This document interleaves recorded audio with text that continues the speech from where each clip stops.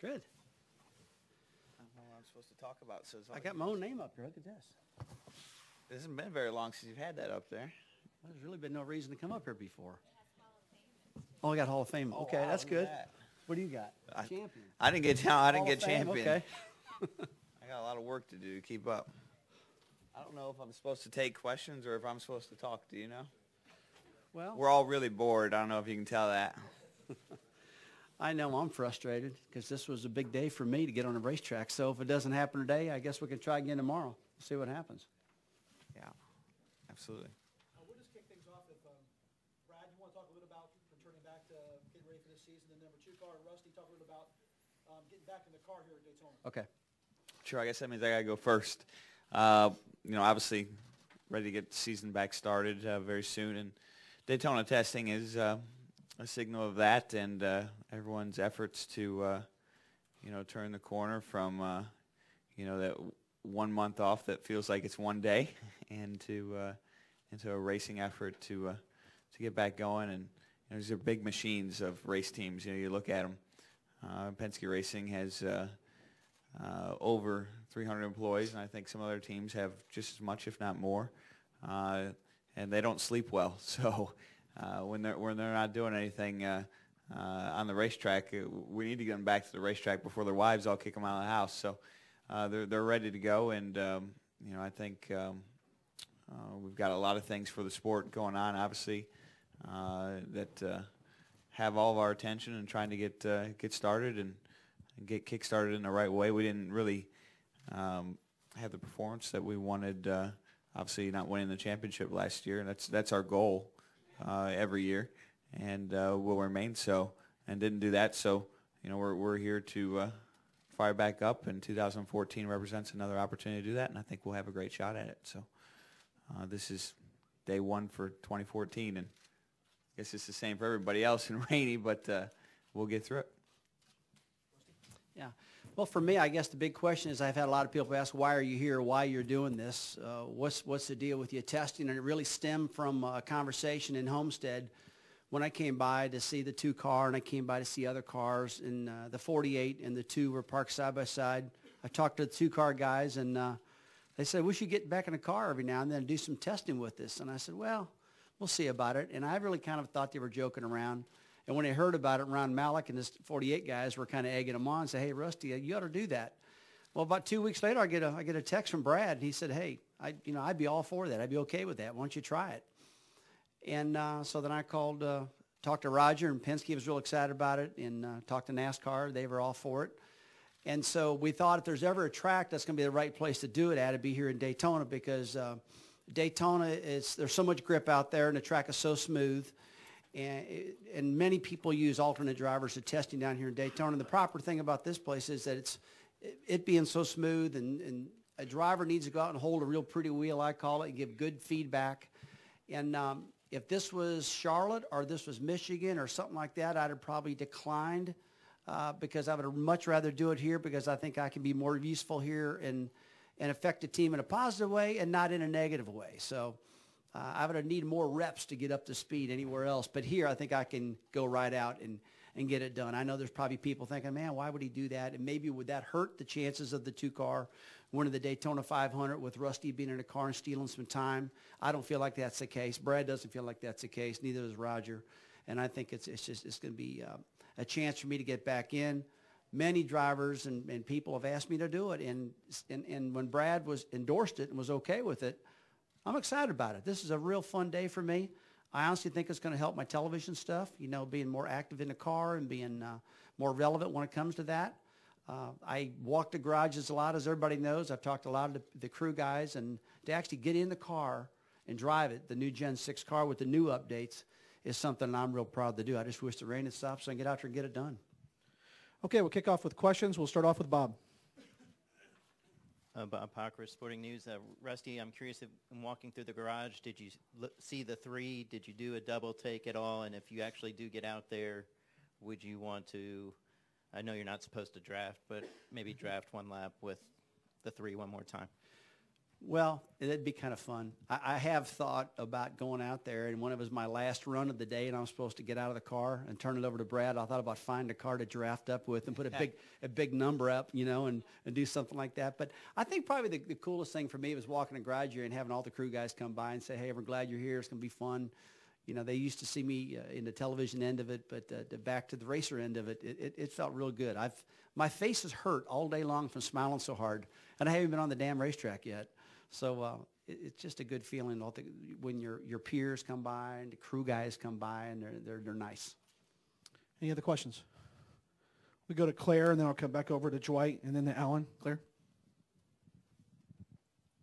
Claire Beeline, Sirius XM NASCAR Radio. It's fun to see you get back in the car. It's fun to see your relationship, but it's also fun to see when you stop in the garage and talk with Brad and through the season. What's your relationship like with what you share since, Brad has become a champion and you are now getting back in the car? But what do you share as a relationship anyway? Well, as far as performance stuff, there's really nothing to share. But, you got to remember that this is where my career got going. I remember driving up to Mooresville, North Carolina, looking at a vacant field and saying, hey, there's some land here. We can got it. And we got it from Bill Simpson. Bill sold us the land to Roger, me, and Don Miller, and we built Penske Racing and took off. So that's been my life. And, it's always got a major special part in my life. And so now, obviously, I got to be impartial, but that 2 car is always special to me. It always is. And I like walking through the garage area, and when I go to the 2 car, I feel, even though I'm not supposed to be partial, I feel like I'm more at home hanging over there. And I can always get free coffee, and nobody stares at me, and it's always easy, and the crew guys always spark up a good conversation. And some of those guys on his team, my Brad's team, work for me in my Nationwide car over at Rusty Wallace Inc. So it's good to see him over there working also. Yeah, I've been accused a few times of maybe having an old soul, and in a lot of ways that means that I have a lot of appreciation for the history of the sport, specific to, in this case, a lot of things that Penske Racing stands for and how Rusty's helped build it. And, like Rusty said, he's the reason that Penske Racing is probably still in NASCAR, and even made it in NASCAR. So, I look at him in a lot of ways and think of, it's part of why I'm here and have had the opportunities I've had to drive the 2 car for Miller Lite and for Roger. And you can't help but look around and wonder, what would have happened if he didn't make it happen himself. So, I have an appreciation for that. And then obviously an appreciation for the on the racetrack success. There's a reason why, we were joking when we walked in here, he's got Hall of Fame on the placard. So that commands its own set of respect, as it should. And I feel privileged to be a part of a program that has that storied tradition. So Rusty represents that for me, and I think that's a lot of respect. I didn't tell you this, but actually my 4th grade picture, I was wearing a Rusty Wallace shirt. I was just thinking about that when we were talking. I got to find that picture for you. I had my hair all slicked to the side. It was really good. You should see it. But now, if you really wanted to do it right, your hair needed to be way out here. Real curly, I needed man. to get it permed, yeah. I got to find that picture. You got me thinking about that now. I never told you that. But I've got a lot of respect for him. Obviously, growing up, the rivalry with him and Dale I always thought was really great. And, the tracks that I always liked were, Bristol and Martinsville and things like that, and Rusty always won there. So, there's just a lot of respect, and I think my team in general, we all carry that. We all have a lot of respect for the history and the tradition of what's gone on throughout the whole sport, and it's not lost on us and how significant Rusty has been to NASCAR. Dwight Dorm, Racetake.com. You guys get to, as far as both Brad and Rusty, over the years, obviously you do a lot of sponsorship work, and fans don't always know how much you put into it. So can you talk a little about what's been fun over the years, including today? Well, for me, Miller Brewing Company's done so much for me, it's unreal. I had a contract with those guys for a long, long time. I don't any longer, but they're all still my friends. And they've enabled me to do a lot of visits to different parts of the country and meet a lot of different people. And And tonight we're supposed to do a big function across the street at the go-kart track, and they were just telling me they're blowing it off with leaf blowers right now, and I'm telling them I don't know if that's going to be dry enough. But we're going to do a big Miller function over there tonight, and I'm excited about that. The folks from SR Perot, they're good friends of mine still here in Daytona that are the distributors. And so, but man, I'm a people person. I love hanging out doing stuff like this. I do a lot of public speaking. Had a nice one I did last year in Hawaii. Then I did some stuff up in Washington, D.C., and I'm going to continue doing that, and I enjoy it. But I'm not just a person that hides out. I like meeting you guys. I like hanging out. I like doing appearances. I like smiling. I like having fun. So it's the way I am. I think, Rusty, you probably have better sponsor stories than I do, just because, you know, in the real heyday, there was a lot more you could get away with than you can now. I really wanted to hear you tell one of them stories. Oh, geez. Yeah, I got some good stories. I mean, I was hoping that's where you were going to take it. I'm going to share one right here real quick. Okay. And my old crew chief over there, Robin Pemberton, probably remembers this one, is when the radio station in Charlotte decided we're going to have this world record attempt from one side of Charlotte to the other, and we didn't care about anything. And Rick Hendrick gave us brand new Pontiac Trans Ams, and me and John Boy and Billy, his guys were in one car, and I was in another car. And we took off, and I was running through the streets at 140 miles an hour, and the cops were closing down the road and waving me by and cheering me on. It was live on radio. Here comes Rusty. Just went by about 135. The cops got the road shut down. John Boy's a mile behind. We used to do stuff like that and get away with it. Nowadays, they throw our ass in jail, no problem. But that was a lot of fun. It really was. Pal Pennies was good too. Leading Martinsville and had a big lead 10 laps ago. I put 4 tires on takeoff. NASCAR says I jumped the start. I don't think I did. And I came in, and the radio come over to me interviewing me, and I said the word "damn," I think. And I said I don't give a damn about losing the race. I said I really feel bad that the team had to take the hit for this. And so I said something. Mr. France fined me $5,000, and I said, all right, I'll turn this into something funny. I'm going to pay him in 5,000 pennies. So I called a Brinks truck. They brought it in at Charlotte. We unloaded 5,000 pennies. And he grabbed me by the ear and brought me behind the truck. And he said, I'll go for your stunt, Wallace. He said, but get these damn pennies out of here, or else I'm going to fine you 10,000. I said, so we used to do stuff like that and get away with it, you know, but it's changed. I got to be a little more proper now. Alan Gavana, NASCAR.com.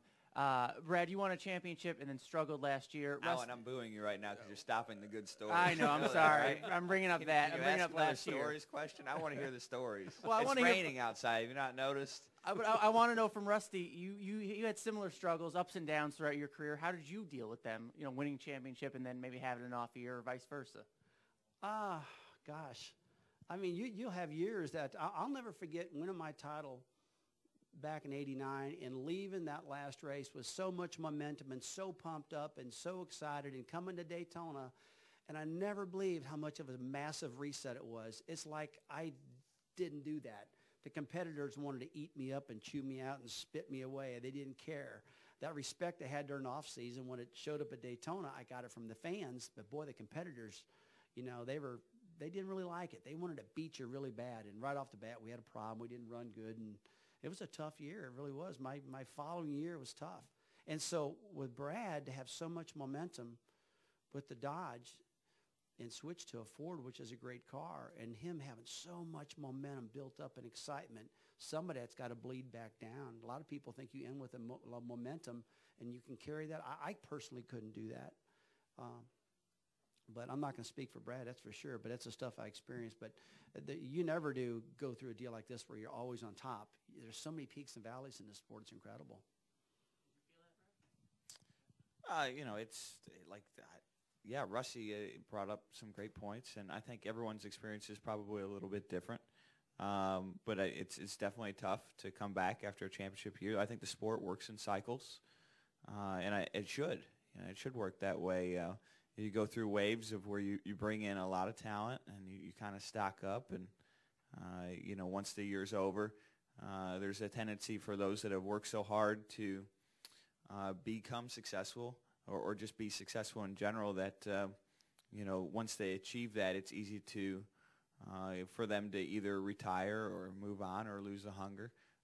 We turned over a lot of people, I think, over the last year or so. And this is not an excuse session by any means, but just to answer your question. And I think that's hard to see some of your best people kind of like, yep, I finally got a championship, and then just pick up and walk off and go home and or go to another team for more money. That kind of stuff is probably the hardest part, but it's your job to find a way to make it work in spite of that. So that's got to be our continuous goal. Mike Hembry, Athlon Sports. Rusty, NASCAR is apparently talking about making some dramatic changes in race format, points distribution, and so forth, trying to juice competition. As a former champion and a Hall of Famer, how do you look at that with the possibility of the whole race format, and so forth, maybe changing? Well, I am all for change as long as it builds excitement and it's something worth doing. Now, that's a little bit above my pay grade. I got a lot of opinions and things. There's no doubt about that. And my opinions are mostly on the performance end because I've always been a nuts and bolts guy, and I like the cars, and I like to really get involved in that. So I've always had ideas about how to make the cars race better, And I think they're heading in that direction. I think one of the big directions that they did right away was making the cars lighter. I like that. And NASCAR knows there's some of the other changes that I would like to make. But, hey, there's so many good engineers out there right now that are so current and know so many things and got so much history behind them. But I know that we all got to work harder and harder to make this thing more popular. I mean, it's no secret that there used to be more people in the grandstands than there are right now. And it's no secret we got to get the cars to run closer. And so if they got to do anything to spice up to make the fans happy with it, I'm all for it. We'll wrap things up with Steve. Brad, your brother and Rusty, your son, have both struggled to find full-time sponsorship, even though they're affiliated with a couple of champions. Are we getting to the point where young drivers are going to have to bring a sack full of money with them, or is there still much of an opportunity for young drivers to be able to be discovered and be brought along? Well, I mean, in some ways, the sport has always had some of those issues, but probably now more so than ever. In my brother's situation and Rusty's family situations are similar in some ways and different in others. But I want to see them be successful. I think we all do, especially when it's family. And it's difficult to see, but sometimes you just got to take a step back and try to help when you can, and allow it to happen naturally if it's going to, and not spend too much time worrying about things you can't really control. But yes, funded drivers are part of the sport, but I think at the end of the day, at the very top is always going to be your highest level of talent. But I think you see that funded driver scenario plays out everywhere, even in what's supposed to be the world phenomenon of F1 racing. They got over half the field is that way, and it's just part of it. And it's the story of modern day racing. It's just so expensive that it's going to take a lot of funding to execute it. I tried to run my own team, and I really enjoy being a car owner. I really do. It keeps me at the racetrack. It keeps me involved in all the stuff. But trying to keep up with some of the bigger Cup-affiliated teams, the nationwide guys, it was tough for me because there was just enough money there to race on. There wasn't enough money for a lot of development. And looking back at it, I would have definitely changed a lot. I felt as though that I was putting pretty cars out there, nice, new, fresh stuff, but I never could get the cars handling right. And it had different style of drivers in them. And I used to look back and, I think I almost hurt my own son by giving him a car instead of giving him a winning car because I just didn't have the time or the resources to do all that development and all that work. And I thought we were getting pretty close. And then when 5 Hour decided to go Cup racing, that pretty well killed our team, and we had to shut it down at that point. So it's a big rebuilding thing. Steven's doing a lot of short track racing right now. He'll be here for 8 days of New Smyrna racing. They're going to be out in Scottsdale, Arizona, with the big Barrett Jackson project going on right now, which is to me everything in the world for me next week. We've been building a special car for 4 months now for the NASCAR Foundation. The car is amazing, and the whole family's going out there for that deal next week. But I feel like I almost hurt my own son because we couldn't put the effort. I wish I would have took that money, looking back at it, and just gave it to a super team and said, go run.